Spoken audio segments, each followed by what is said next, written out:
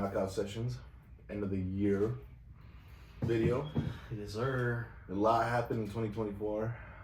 You know, both boxing and MMA. I got married. Avi got married. Julian got married. It was a great year for all of us. It was very interesting year. And Welcome to our marriage. Yes. Thruple.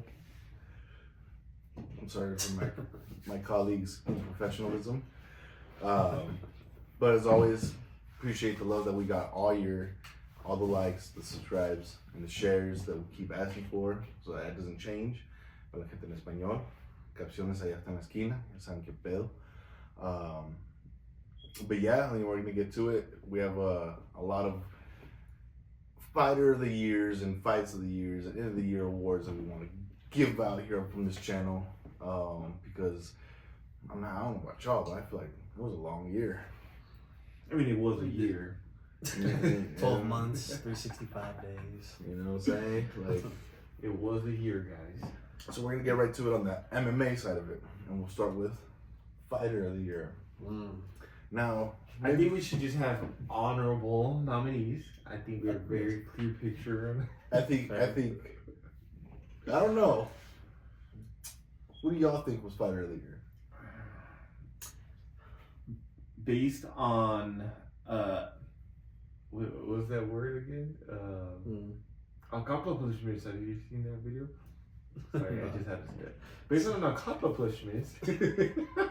Based on accomplishments. Sorry, Julie. I don't know why you can't have fun on the Sunday morning. I haven't even said anything. I think You're ruining it. I think it was very close between Topuria and Alex Pereira. But I think the fact that Alex maintained himself a little more active and the way he obviously kept winning this year, I still have to lean more towards Alex on this one, because he's technically going on over like 4 fights in a 12-month span. So it's not just 2024. We stick in a couple fights from December last year. On a 12-month span, this man hasn't stopped. So yes, Ilya technically had 2 very solid wins this year. Very, very solid wins. But on a 12-month span, I think Alex still takes it. That's a valid point. But ironically enough, I actually voted for Topuria instead. And it's funny that you say that, because the reason why I picked Topuria over Pereira, kind of leaning into what you just said, is because I kind of feel like Alex already had momentum before this year even began, which works to his benefit, but at the same time, like we've kind of gotten used to seeing Pereira kind of like taking out these fighters, and then whether or not these fighters are... Wait, no. See, here we go, because you cannot diminish someone just because you get used to it, right? I'm not diminishing. I'm not diminishing, right? This is where my point is, because like, yes, Jamal Hill was already a kind of a questionable opposition to begin with. I think the fight that we really wanted to see was Ankalaev, and then 2 of his fights were against Yuri. So he already beat him the first time, knocking him out, and then he knocked him out again. So that's a little, like, it was great, but that's like a repeat fight there. Now, even though I agree that I gave Topuria a lot of criticism for the fact that he was being so inactive after he took the Volk fight, I will say that Topuria went from being this like, oh, he's a hot prospect, to literally like, in just 1 year, he took out 2 of the featherweight goats, like back to back. So in my mind, it's like he went from kind of a nobody, I'm not gonna say like a total nobody, but kind of more like, oh, only like the MMA heads are really gonna know who this guy is, to, oh, I just beat Volk, the featherweight goat, and then I just beat Max right after that, just to solidify that I'm the next goat. You know what I mean? So that's kind of why and then plus, he's more of a rookie, he's young. Pereira's already older, he already had like his whole kickboxing background, so that's why I kind of think I'd lean more towards Topuria, because he went from like 0 to just at the top of the totem pole. I guess I'll be the tiebreaker, huh? So, in Pereira's case, Yeah, I agree. He was a more active fighter. As far as opposition goes, yes, he beat Jiri, so technically beating Jiri again this year was kind of like okay, it's what we expected. And as far as Jamal Hill goes, let's not forget that Jamal Hill, before Alex Pereira, he was also the champion. So he beat two of the guys who were technically lineal champions who never lost belts. So he kind of solidified that end of like, you know what, like you guys were never beaten, and now I've beaten both of you.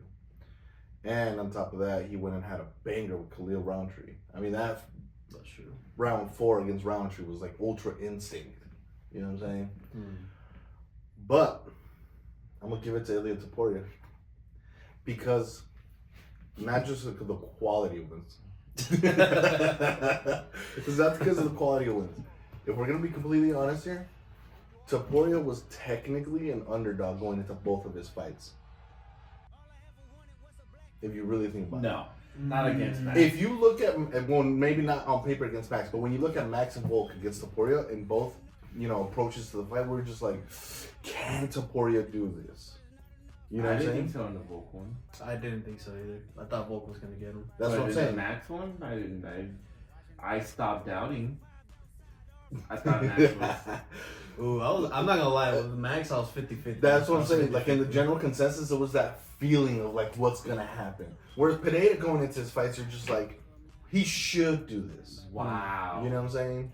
What is that? Here's what would have tipped Pineda over Topuria if it was Ankalaev. Because when we're going into this fight with Ankalaev, like let's say it was booked today, we'd be like, well, maybe Pineda should win this. You know what I'm saying?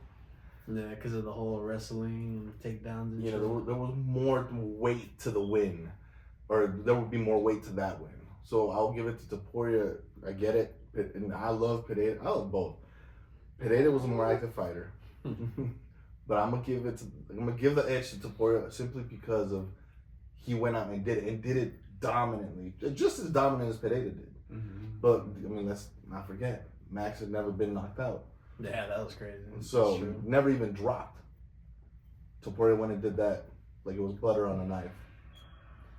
I will say though, it was close. It was close because I do agree. Like I said, my biggest criticism of Topuria was how inactive he was all year, especially after coming off hot from that Volk win. I'm like, because that would have been the perfect time to start taking, getting rid of all his contenders. Mm-hmm. But instead, like he was just fucking Twitter fingers most of the year until him and Max finally fought. Yeah. Which is annoying, but But still, he did knock them both out. So I think a majority decision, Ilia Topuria. But I will say, I think someone we kind of ignored, but we should at least mention is DDP. Yeah. Because I'm like, he's definitely in that number 3 slot or number 2 slot. And I actually have one myself. Joaquin Buckley. 4-0 this year. All of them finishes. And he's beaten Vicente Luque, Stephen Wonderboy Thompson, Colby Covington in that span. Okay. That's a stacked up-and-comers. Yeah, it's a strong resume starter. Also, of course, I have to mention my boy, Tom Aspinall, who's been on a fucking tear his whole career. Yeah. 0 losses. It's just the thing that Tom's missing is just the quality of the names. Exactly. Like if he went out and beat a Cyril Gahn, he'd be more deeper in the conversation. Yep. I mean, to be fair, he did knock out Pavlovich. And he did avenge the one little smear on his record. With blades. Yeah. Yeah. But, John Jones be playing too much. Hopefully, if John Jones keeps running away from that fight, maybe we see Pereira Tom Aspinall to settle the score over here, I'm just saying. KO session, Civil War has begun. Yeah. Just throwing it out there now. The lines have been drawn if that fight ever happens. Milton will be the tiebreaker, that one. No, I'm recording you guys fight. I don't know what you guys are talking about. So, from Fighter of the Year, we go to Fight of the Year. There's a lot of fights that happen, some that stand out. What, in your guys' opinion, was one that stood out and you, like, off the rip is like, that's the fight? I think, for me, personally, it has to be Gaethje and Holloway. Because I feel like Gaethje, Holloway. That one, on the one hand, like, to the casuals, it had a lot of hype, but to the more, like, MMA heads, you're more like, do we really want to see this? But then the fight happens, and you're like, Holy shit went crazy. Like no one expected that fight to go the way that it did. Yeah. And then the fact that Max closed it out, like in a firefight with Gaethje in the middle of the octagon and knocked his ass out. Yeah. It was wild. I think it has very similar vibes to Ilya Holloway. I also would throw in there maybe Chandler versus Charles. That was a good one. That was really good, actually. Good back and forth. Well, it was good. It was very entertaining. I think that's what we're looking for. It was very entertaining, right? Yeah. I think it also helps in that fight that I feel like people were probably looking at both Charles and Chandler like, oh, are you guys like cooked at this point? Like, do you even still have the ability to compete? Mm-hmm. Then we see them fight each other and it's like, okay, yeah. And then still some dogs. we can't forget Julio's favorite move with Poirier trying to fucking The gilly for the hill, Billy. Hey, he almost got it tight. I'm just saying. Islam versus Poirier was also an underrated fight. That was a really good fight. That was. Going into that fourth round, I believe we probably had Poirier winning. But the fight that stood out to me was DDP Strickland. That was a good fight because we did not know what was going to happen going into that final bell. Yeah, that was a weird one because it was like DDP had the momentum, like he was this guy to look out for. Then it was like Strickland had just got the belt off of Izzy, who had been so dominant for so many years, and he made it look easy. And then the fight itself, like they were both just banging it. Like DDP looked like he wore more damage, but he was landing the better shots on Strickland. Yeah, and I think also kind of something that adds to the mix of that fight was how controversial it was. Yeah. Because you have people who were like, nah, DDP took it because he was taking charge of the fight the whole time and pushing Strickland back. But then you have people who are like, well, Strickland landed the better strikes. He took less damage based off of how he looks. You know, shit like that. And then it's like the whole judges. People have had issues with judging in the UFC a lot lately, especially this year. Yeah, so that to me is the fight that stood out to me. So, and you know, the proof is that we have a rematch coming. That's true. But all three of the fights we mentioned, I think were there's like 5. There's like a total of 5. But I think you could tell which one stood out. Yeah, you know what I'm saying. So those were our picks for that individually. I'm like, we can let y'all decide which of the fights that we mentioned. Comment section. Or if it was a different fight, who knows? Comment section. KO of the year. I know it's a little tough out there. There was a lot of wild knockouts. Let me just throw some out there and see which one, you know, clicks in your ear. Gaethje Holloway. There's Gaethje Holloway. Of course. There's Pereira Hill. That was just a mean fight. Taporia Holloway. That one, that was a spicy one. Emmett Mitchell. That was sad. That was. I'm not gonna lie. I thought he died. That was wild. Magomedov, Shout Magomedov, with the switch. That fucking. That one was like a fucking Matrix. But I think just based on how the stage was set, the weight of it, the fucking second we floor. know what it is. The sheer badassery. Yeah, this was Gaethje Holloway for sure. But yeah, and it was for the BMF belt. You know, BMF. UFC 300. You know, co-main, competitive fight. Yeah. Meet me in the middle. Like. Yeah. It was the perfect stage. Yeah, perfect setup. UFC 300, it has to be that one. I'm gonna give it to Gaethje Holloway, but it sucks because all these knockouts, had they happened like any other year, y'all win it, all of them. If I'm gonna be complete, like Pereira's just basically being just like memed him. It just memed him, and it was like his third punch thrown, and it was just like. And when we look at Magomedov, that switch back fist was just dirty.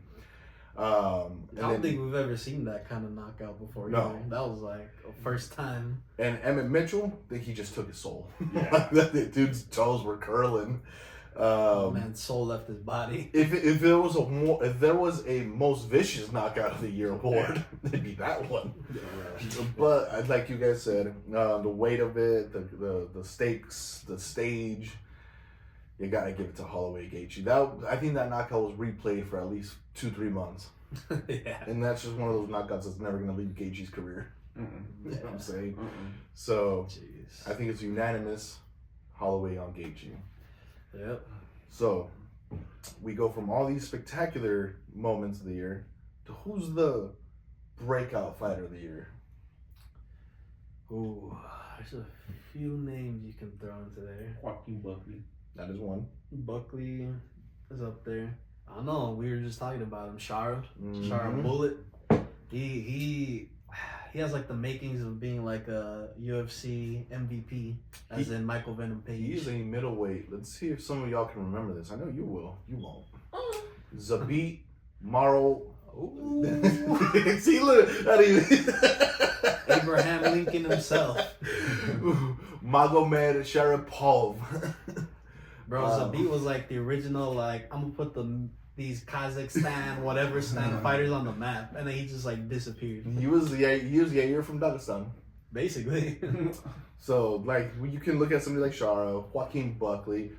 I hate to say it, potty the potty, because that submission on Bobby Green was nasty. And he beat Tony.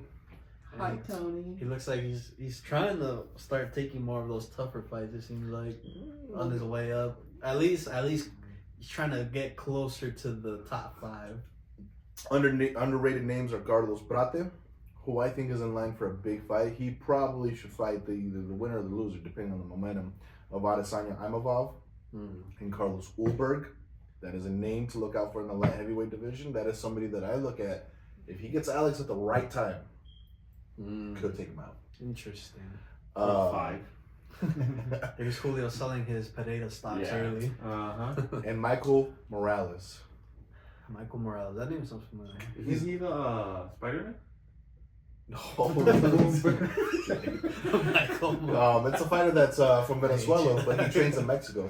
Interesting. He's trying to set up a fight with Gilbert Burns, undefeated too. So be on the lookout for those names. But if I have to choose it, if I have to roll with it, I'm gonna go Joaquin Buckley. Because of his firefight. His firefight, it's just the strength of schedule that he's had. I get it. Shara's a more exciting prospect. He's the more viewer friendly for the most part. But Buckley can bang it. Buckley can go with it. And it's funny because he went from a guy that like was just a meme and everybody like almost like a yoked up Kevin Holland calling out Conor McGregor, but now he doesn't talk a lot. Now he's about business and he's hitting it right at the right time where his next fight has to be like Leon or Kamaru. Ooh, that'll be some interesting fights. So I'm going with Buckley. Gentlemen, I said Buckley.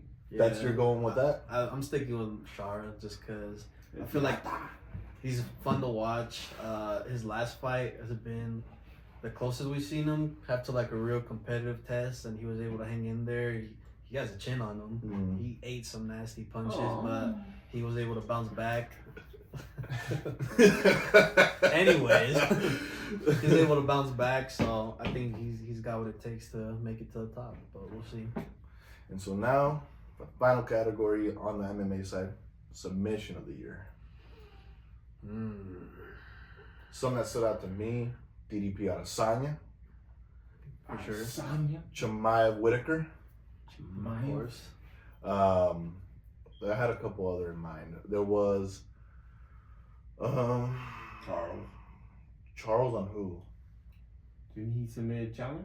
Oh, he did submit Chandler. Oh, that's true. That was another one.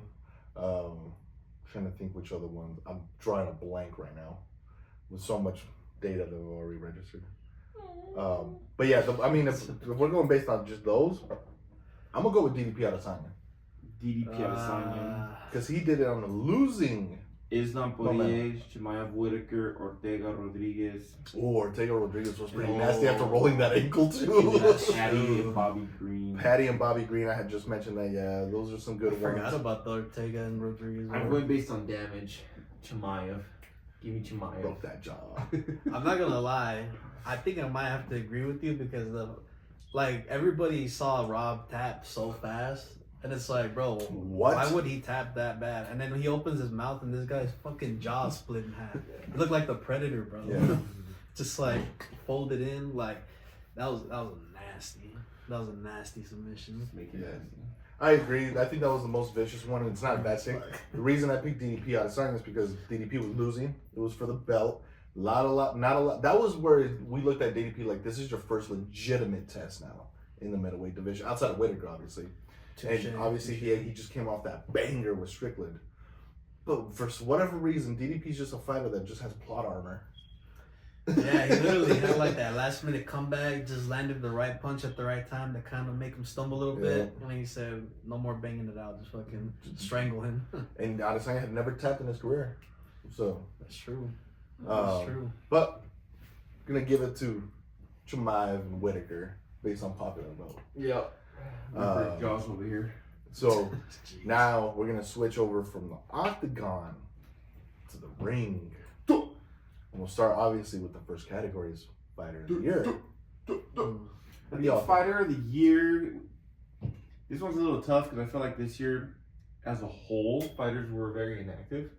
And nobody really showed out. Yeah, because obviously, except for one man. I think if you put him head first, is Alexander Usyk, because no matter what, he became heavyweight 2-time undisputed this year. Had 2 banger fights with Tyson Fury. He did have 2 banger fights, but see, that's kind of the same argument where you had with Pereira. Right? With Yuri. Yuri. But he finished Yuri. You know, that's the difference. But he did finish Fury in the first fight. 2-win, 2-time undisputed. It went to decision. Not the first time. I think he rocked him. Some people would argue that he got saved by the bell, getting rattled all over the ropes. Because I think the one right behind that would be Beterbiev, because a lot of people don't remember probably, but he did start off the year in January knocking out Colin Smith. Colin Smith was coming off of a 5-win streak in light heavyweight. He was looking good, right? He also became undisputed off of beating Bivol. Mopped him real quick, you know. And yes. And then he goes and he beats Bivol for undisputed at light heavyweight, which I didn't fully agree, but it is what it is. Could have gone Call either it way. what you want. Call it what you want, you know. And then you look at obviously guys like Crawford. Yeah, you had Crawford, moved up to 154, got a belt. But he had a shaky performance. Yeah. You look at Canelo. Had 2 prospects. Not a lot of people were happy with who he fought. At a Virgil's comeback.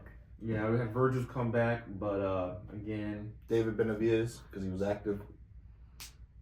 True, but his last fight was a little shaky. Yeah. So that's what we're saying. Like boxing's a little more country. If I have to call it, I'm going with my Canadian hero. Canadian hero. Artur Beterbiev. Beterbiev. Yeah. I feel like I think I have to give it to Usyk though, because even though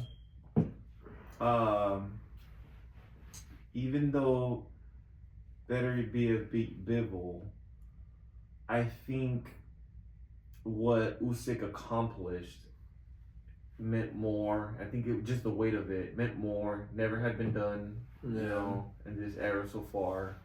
It was more clear cut than Beterbiev's win. It was more clear cut. I have to give it to Usyk. Okay.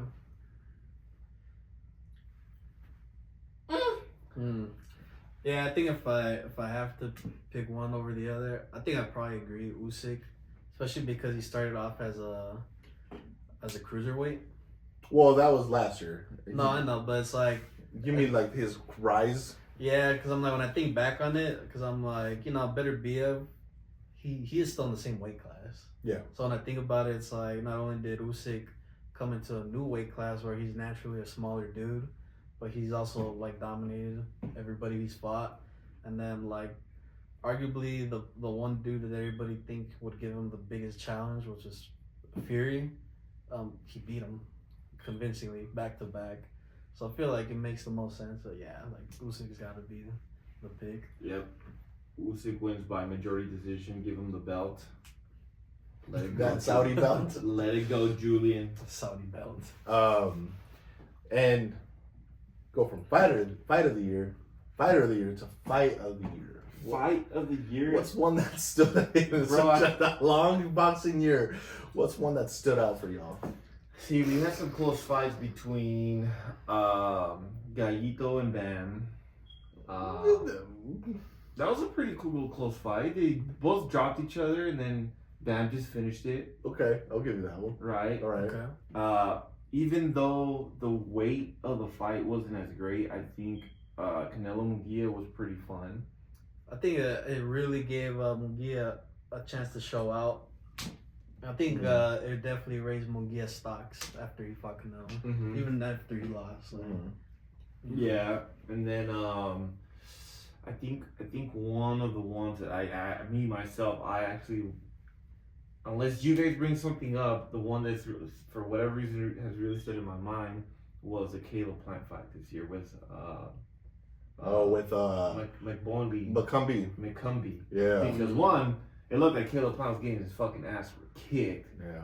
and then he comes back and he fucking knocks out McCumbee Which shout out to Caleb Plant because he reposted our video on Instagram. when he won that fight. Nice. So you automatically win this one, sir. I don't know about that though. By majority I don't know about decision. that because when some other fights we could throw in there better be at Bivol.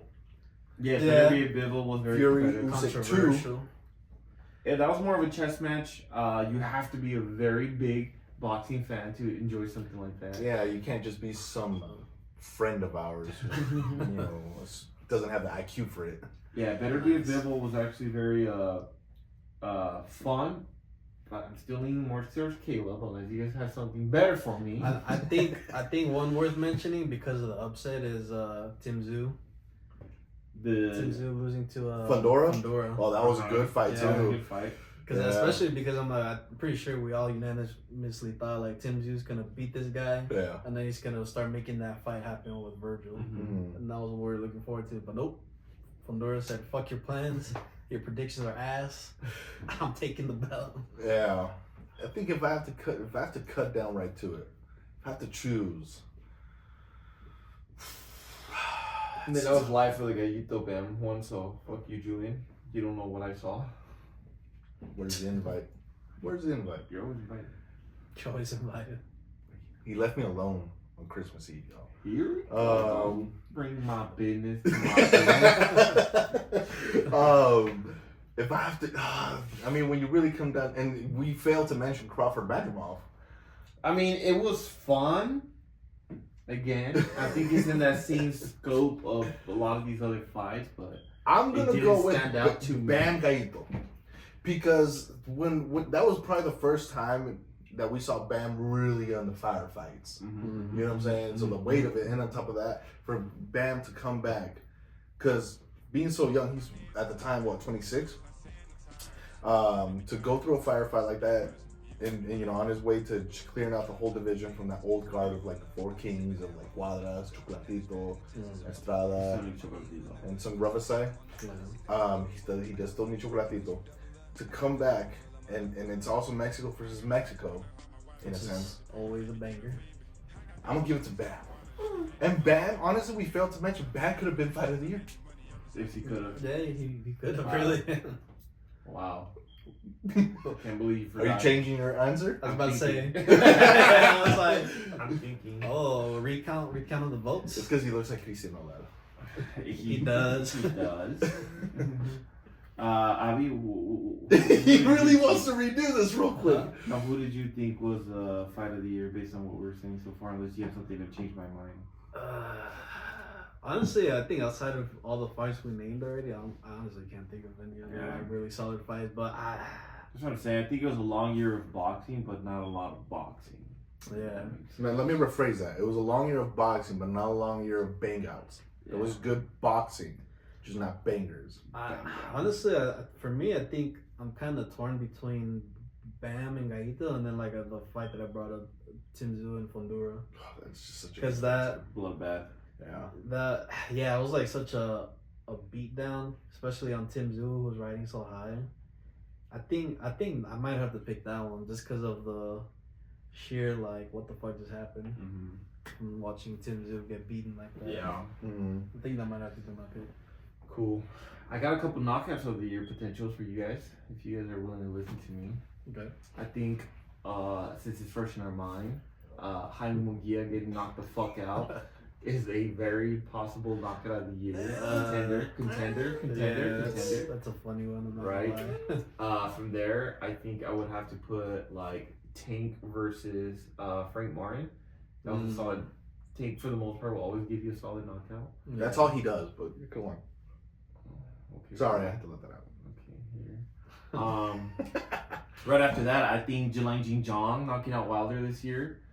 I think that was a potential knockout of the year. I forgot also. about that one. Right. We move down to the next step.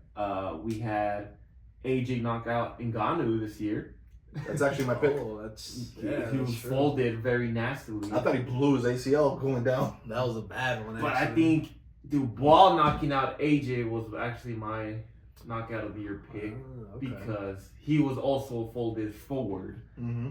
That also meant more. But I think that's exactly why I chose. Even though AJ looked great and he got us like almost 1 million views on Instagram for that one. I think the weight of the fight and the meaning of the knockout from Dubois to AJ, I think I would choose that one as my knockout of the year. And I actually ranked everything the way I said it in the order that I thought the fights were. Interesting. Correct me if I'm wrong. Was the Inoue and Fulton fight this year? Mm-hmm. That was at the start of the year, right? It was like very, very early, like January, I think it was. Inoue, he did knock him out, didn't he? Yeah, he knocked out Fulton. Yep. Well, let me just throw that into the mix. Mm-hmm. But with that in mind, I don't know. Exactly. I don't know. It's Exactly. It's a tough one. I'm not gonna lie. Also, based off of the memes, the AJ and fucking Ngannou one is a pretty good one. You know what we forgot to mention for potential fight of the year, even though it got squibbled? Ryan versus Haney. Oh, I mean, that was this year too. It was a fun fight. I don't think it was fight of the year. I think it still had just worth mentioning. Yeah, it's worth a mention. Yeah. We'll have more on that one a little later. There's a category that, because you know how we have submission of the year for MMA. We have upset of the year for boxing. Yeah. Because upsets happen all the time in MMA. Yeah. Yeah.